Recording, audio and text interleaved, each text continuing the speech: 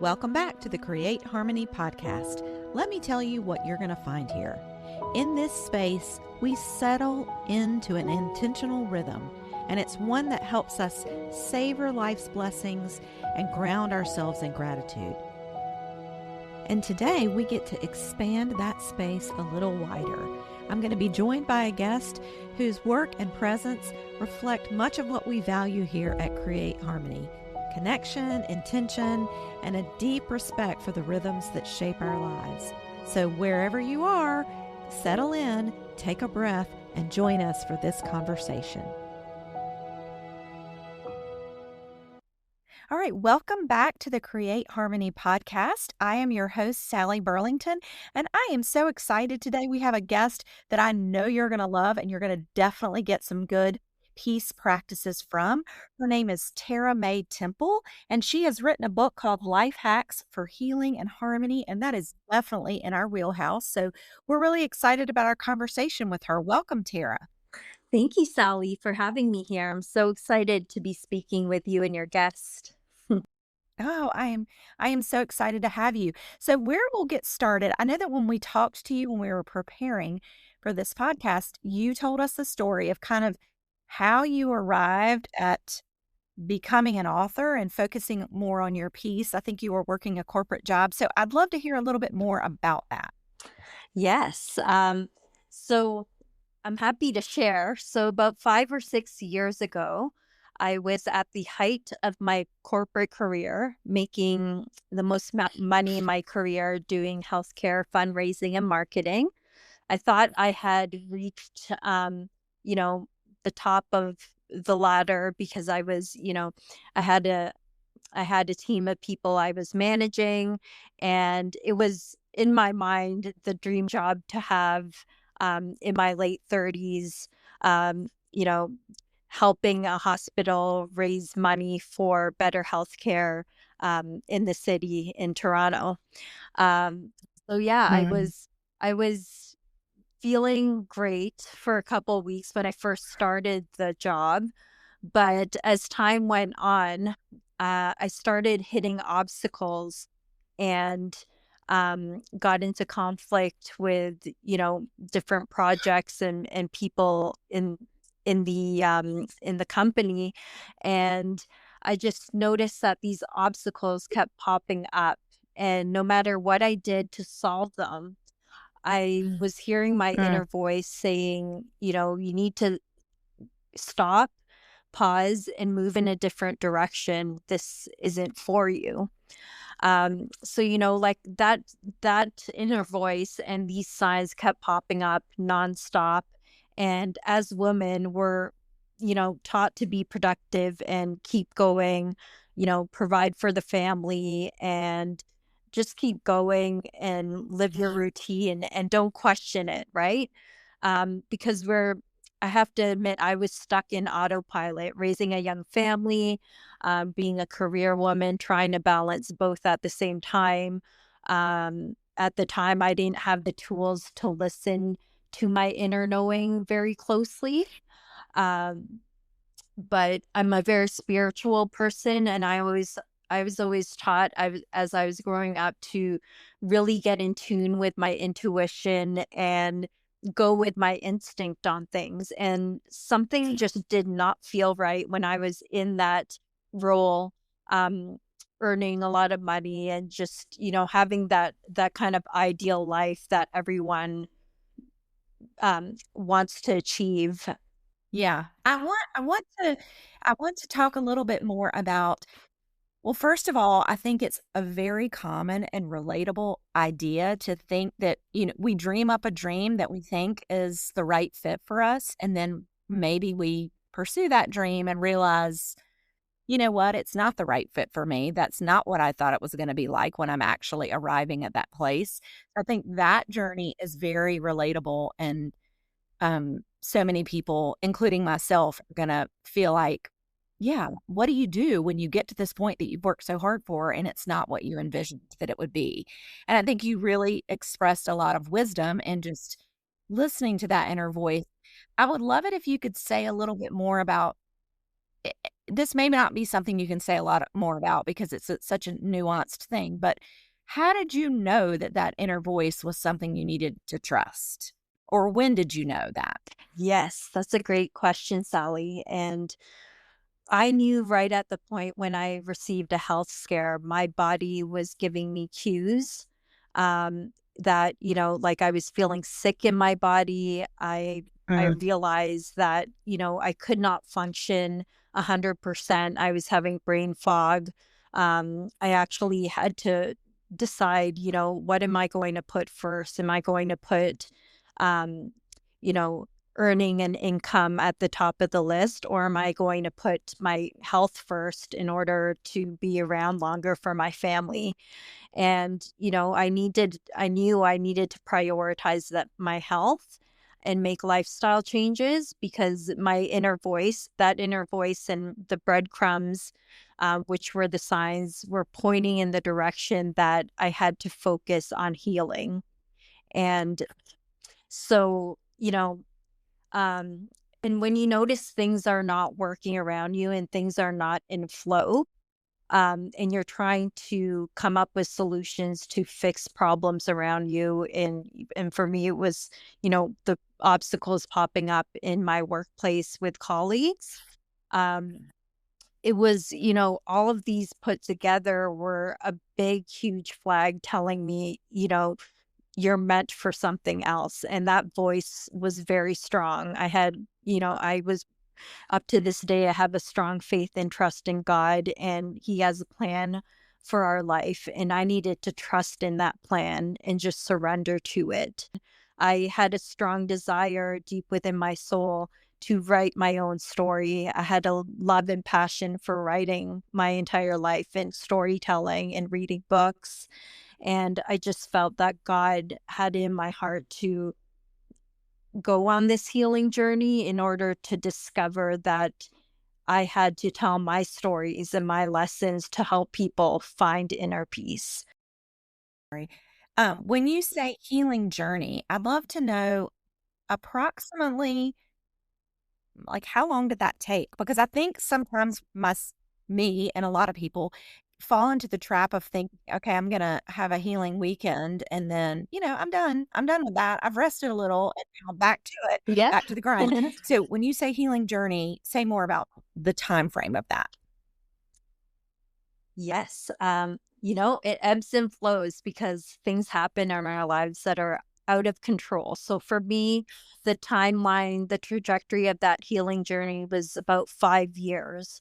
And what I like to share with people when I'm teaching my messages about harmony is that healing doesn't happen overnight. We need to find those little glimmers of hope and joy, and integrate these healing and harmony rituals into your life, um, on a day-to-day basis, because challenges are going to come up, but that peace has to come within, and you need to surrender to the healing process and come to a place of self-acceptance. And just, it's okay if you're having a very difficult emotion and you're feeling things um, that you don't want to be feeling, and you're in a place of suffering.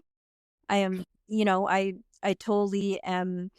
I feel that because I've been there and I've been in your shoes, and knowing that, you can feel, you are human.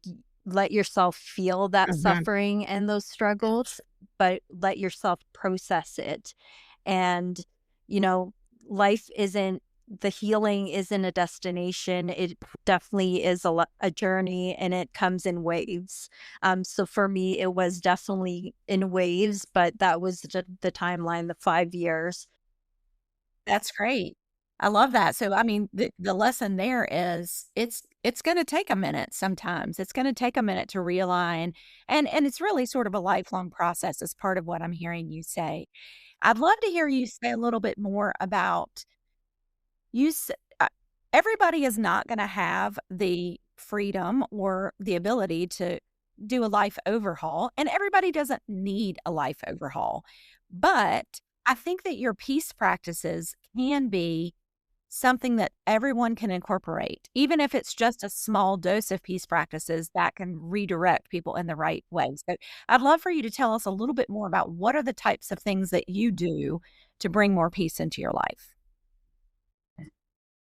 Yes, I love to share that. And so basically, my number one, my go to in helping me to heal, which I know will help others, is doing a mindfulness walking practice.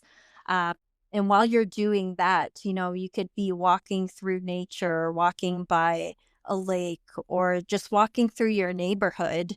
Um, and while you walk, focus on the sight, sounds, and smells as you walk. And then while you're walking, recite an affirmation. And the affirmation sounds like this: May I be healthy, may I be happy, and may I be free from suffering. What that does is it shifts your attention away from your suffering and what you're challenged with at this moment. And that puts you in a place of serenity and calm. So it may be, just that micro moment of joy, but basically there have been studies on this mindfulness practice that have helped so many people dealing with chronic diseases, illnesses.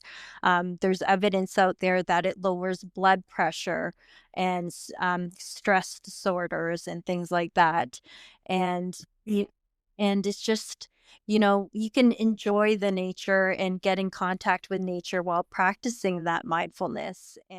And so that's the number one tidbit, and anyone could start that anywhere, right? You can feel all the feelings that you're feeling in your day to day, but just take a little bit of time out of your day to go on that walk of mindfulness and just witness how you feel after. What I love about that is that you've incorporated nature, you've incorporated your senses, you've incorporated an affirmation, which is helping retrain your brain. And even though I do this work all the time, have lots and lots of conversations about how to pursue peace in life, I feel like I need that reminder. Everyone needs that reminder of whatever you tell your brain, it's going to believe you. And if you say, focus it on, may I be well, may I be happy, may I be free from suffering. That's where, the only thing we control is our focus. And that's really, really important and powerful. I love that you said Yes, that. thank you. And I know it will help many, many people, right, Sally? I know a lot of us have trouble staying in the present moment, but if you can give yourself that little gift, it can do wonders for you and it really get out of your head with ruminating thoughts. So I'm happy that you mentioned that piece about, retraining our mind with that affirmation, that mantra. Yes, for sure. So, are there other things that you do that are your regular practices that support your journey? Yes, there's so many different ones, but there's there's one that I like to reinforce because I know that a lot of people may be going through illnesses or they have a loved one that may be suffering from something, an illness or a disease. So the one thing I like to mention is, if you're going through that certain circumstance in your life, my message here is to focus on love and use a 5-minute visualization as a Mm. tool to get you out of fight or flight, and to override the fears that you're currently having if you're, you know, sick or you have a loved one that is sick. Because I know when that happens, the only thing we can think of is the worst possible scenario of things going badly and, having uncertainty and fear of losing a loved one or worrying about our own mortality, right? Um, so when that happens and we have those fears, I want listeners to experiment and try to do a 5-minute visualization of each day of either yourself or your loved one being in very good health, smiling, and having just a happy, warm, loving memory of spending time together. And, put all your complicated dynamics aside and let love and light take over. And just know that that love is all that matters, and all the complicated stuff is just noise and chaos that is used against us to distract us from our natural essence of just being compassionate and loving toward one another. So this has been a very strong game changer for me, because what a 5-minute visualization does is it helps you manifest more of um, the goodness and the blessings into your life, instead of being so caught up with the fear of, losing somebody, or things going badly for your own life or your own health. So that definitely helps with manifestation and giving you more peace of mind. I love that. I love that. I think it's important to note that, when we get very fearful or very agitated, our brain tries to continually revisit the things that are triggering all of that fear and agitation. And I think what you are suggesting is very helpful because it gives your brain a job to do. And if it's doing that job, it's harder for you to circle back. I mean, you're definitely I mean, when I have fear, sometimes that fear breaks through the job that I've given my brain to do, but it's just a process of revisiting it, just starting again, go back, it's okay, and I think that's a very, very healing process. Yes, it definitely is. And you are all brave enough to revisit that fear and confront it head on, because we can't let that fear overtake our lives, and we need to steer our minds in the right direction. And it really is all about disciplining the mind, and you know giving the muscles in your brain some work to do, by focusing on what we want more of in our life. So what we focus on expands, right? So if we Right. don't want more bad stuff in our life, try not to focus in or make that energy bigger, but um, try to bring in more light and love into your life. And those visualizations really help you to manifest the miracles and the blessings. For sure, for sure. And I like that I mean, sometimes that's easier said than done because we get overwhelmed, we get agitated, we get busy, but I like that you said just 5 minutes. It doesn't have to be, a 3-hour thing. It can be 5 minutes. It can be 3 minutes, and that will make a difference in the way that you experience struggles or trauma or whatever. You can recalibrate that whole experience in that way. So I love that you suggested that. Yes. So do you have are there other things that you do, peace practices? We've got the mindfulness walk, we've got a guided visualization. What else is in your Yes. toolkit? Meditation is definitely another number one of mine, aside from starting my day with prayer to God. But meditation has really helped me in my healing journey. I learned it through guided meditations and started with 1 or 2 minutes, and then gradually worked my way up. And I noticed that when I started this, it could be hard for people who are highly energetic and can't sit still. But what it does is it silences your thoughts in your mind, and it really takes away the cobwebs of you ruminating over thoughts that don't serve you any longer. It really slows you down. And I notice that I'm able it strengthens my connection with God and having trust in a higher power and in the divine. So I highly recommend it. I don't do the silent meditation, but I do the spiritual meditations that have some sort of an affirmation or mantra or intention. Um, for example, there's one that really helps me because an empath. I feel other people's suffering. So there's a guided meditation that I do that where you visualize a cord coming from your body and grounding and connecting with the earth and the ocean and all of nature. And it really cuts the cords of bad energy around you. And, you know, helps you feel grounded again in your body. So that's one. And then there's also a spiritual one that I like um, where I visualize God or Jesus, putting light onto my body, and I picture the cells receiving that light and my organs receiving all of that healing.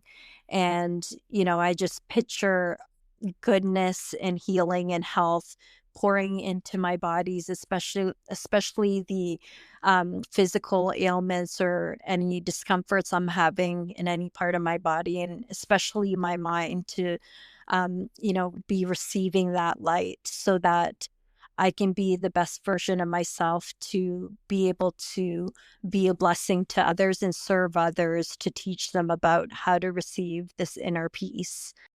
Love that. That is so beautiful. I love everything about that. I think and I like the fact that you've sort of taken us on a little bit of a walking journey here when we started out with just a mindfulness walk, which is easier if you aren't a practice meditator.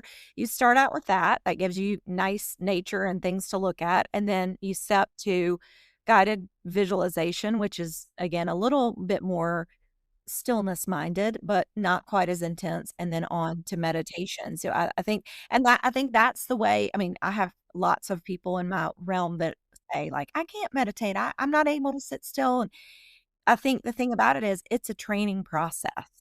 So I like that you shared it in that way, that it's a process of retraining your brain, which has probably already had a lot of training by your device and the world around it that wasn't still and slow and measured. And so it's a retraining process. And once you get better at it, once it becomes more of a habit, get stronger, you can do more of this. And just like your body, when you are exercising, it's the same thing. Yeah. It's the same concept. That's right, and I love that you mentioned that because in Western society, we're so focused on, exercising our bodies and trying to stay in shape, to stay physically healthy. But they're saying that now there's more emphasis on, you need to be able to help maintain your brain health. And I think meditation really lends to that and adds to the benefits of keeping your brain healthy and, helping you to stay mentally intact when, the external things happening in the world are very chaotic. Like you can, if you have that meditation tool, that will just really add to you feeling more harmonious and calm within your body, and it really does calm your nervous system. Yes, I love we try to have a lot of conversations here about habits that you can factor into your life that will calm your nervous system, that will elevate the moments of your day, that will settle your soul and your spirit. And so these are all very, very helpful practices to do for people to incorporate. And listen, every day is not going to afford that. You might have a day that your schedule is bananas and it might not happen, but the next day you can just come back to it again, Yes, start I again. love that. It's And that's showing yourself compassion, right? It's not beating yourself up when you miss a day. And just, knowing that you can always come back to it because, I think most of the time we're the ones putting pressure on ourselves to perform and check off yes. the to-do list.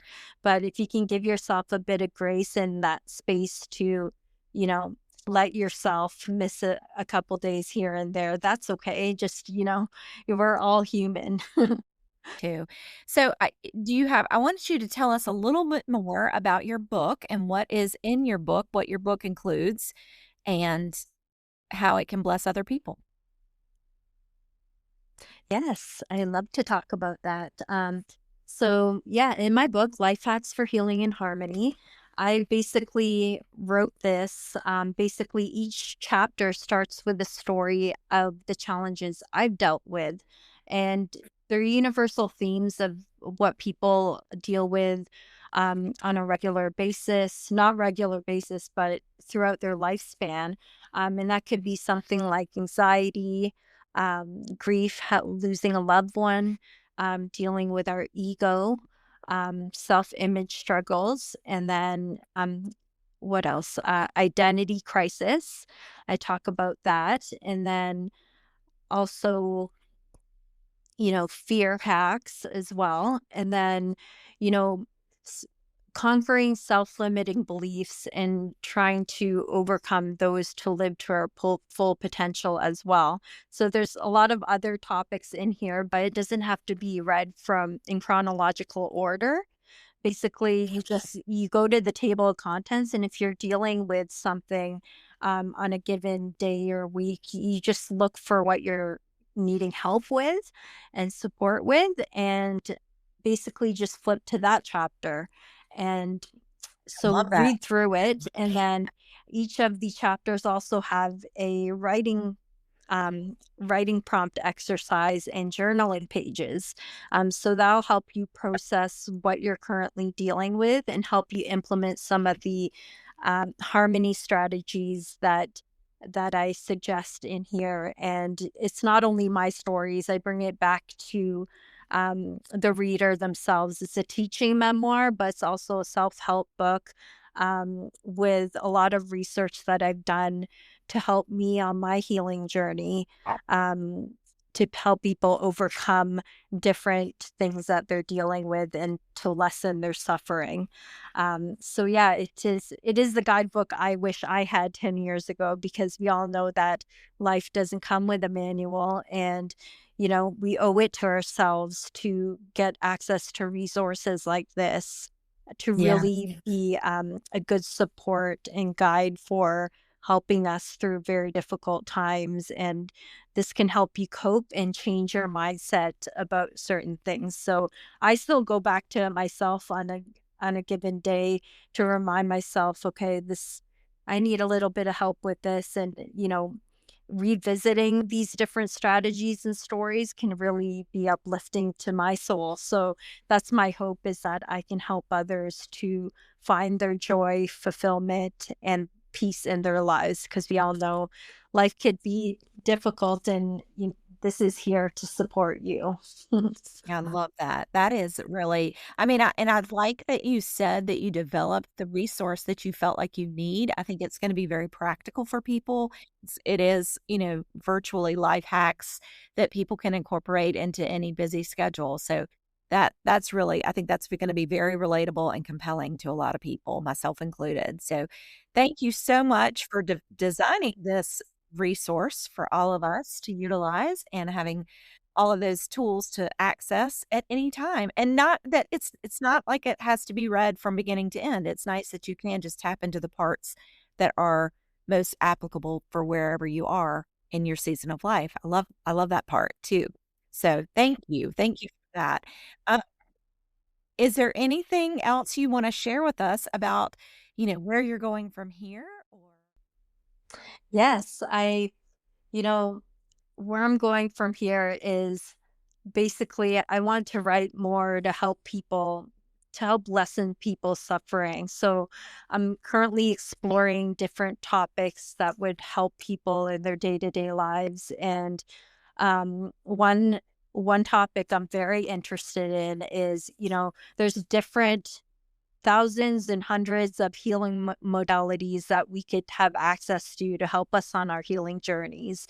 And, I've explored a ton of them already, traditional therapy with a psychotherapist, and journaling to help purify and cleanse your toxic emotions, as well as the peace practices we talked about. But I know I could go deeper into different other healing modalities. So I'm currently doing research and even trying out different healing modalities myself to get an idea about what different things these healing modalities can help with in our lives. So yeah, it's an experimental and exploration journey of what I want to write about next, and that's currently where I am. And my long-term kind of dream is writing a novel. And in that process, I haven't written a novel before, but I enjoy storytelling, and in this first book that I write about a lot of my emotions that I went through. But I'm really intrigued about character development and creating a plot and kind of, making a story interesting. I love that. That's great. That's gonna be very compelling to a lot of people, and I like that you sort of are using yourself as the guinea pig so that the rest of us you're exploring all sorts of healing so that the rest of us can benefit. That's a really neat way to do it, and I think it's gonna be a great blessing to the world, to everyone, so thank you so much for taking time out to tell us about your story and your big pivot in life and all of the directions that you've gone from there, all the peace practices that you practice regularly, and I just know that people are going to find this inspiring and want to know more, so thanks so much for joining us today. Oh, thank you so much for having me here. And yes, I really do hope this makes a difference in people's lives because we know how busy we can all get, but we all owe it to ourselves to have a little bit of time out and ask ourselves what is our true desires and the dreams that we want for ourselves, and take a bit of time to have that peace because most people are living in autopilot and they don't realize that, they're in survival mode. But what if we can shift a little bit to a place where we're not in the hustle and grind of our daily lives and, live a more peaceful, slower pace life. Notice, just play with that a little bit. And I know, Sally, your podcasts and your peace practices are really big inspiration to myself. So I encourage listeners to keep listening to your podcast, to bring them a bit of grace and joy in their lives because I know it does mine. Yes, for sure, and thank you, and we really appreciate you participating in the elevating of peacemaking. The conversations around peacemaking are really important to us here, and we just appreciate you participating in that ongoing conversation. So thank you again, and we look forward to what comes next for you.